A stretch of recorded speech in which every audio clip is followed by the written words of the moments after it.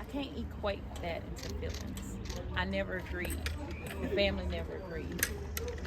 The friends never agreed. The community never agreed to that sentence. It was solely up to the DA, and he made that decision alone. And the judge that presided today aligned himself with that decision.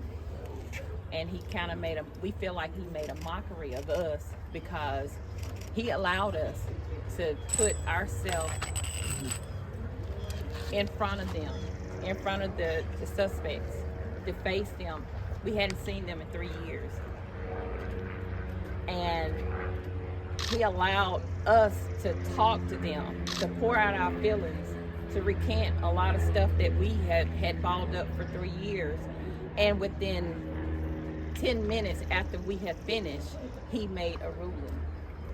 So it was premeditated. His decision was premeditated. He didn't take in consideration of nothing that we said, because if he had, it would have been different. It would have been a different outcome. We never got together to think about what the plea deal would look like. We was told what the plea deal was, and we just had to deal with it. That's not fair. Life was taken from us. So now from here, where do we go? Where do we go? What do we tell our family? What do we tell the siblings of the ones that lost lives? What do we tell the one that confined to a wheelchair? Where do we go from here? It's nowhere. It's nowhere to go. I would say the best way that any community member can rally around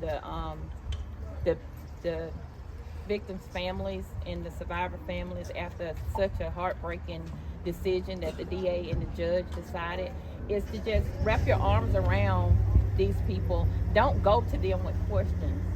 Go with them with joy and laughter and love. Embrace them that way. Don't ask them what happened and what if, because we don't have answers. We don't. Probably 70% of what Mike Seeger said, I wouldn't believe it.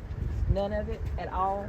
And I think some of the things that he said happened, he just probably fabricated those together to make his case look or sound believable.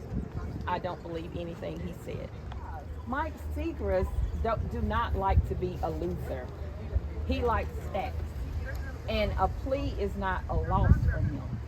So that was more important, that he would get the plea than a trial and he loses, which would make him, as a first-term DA, you lost the biggest case of your life. So, he was up against the grain on that. I think they done a poor job by not giving us a trial, because when you get a trial, you hear all sides of the story. Right now, we still only can believe what we think happened. We only know the truth, and that is that we had funerals. 4 people died, and a lot of people got hurt. That's all we know for sure. But without a trial, we will never know what actually happened, because it only took them 3 years, almost 3 years, to say that they did it. But the only reason they said that they did it is because they was given this plea deal. You could offer a plea.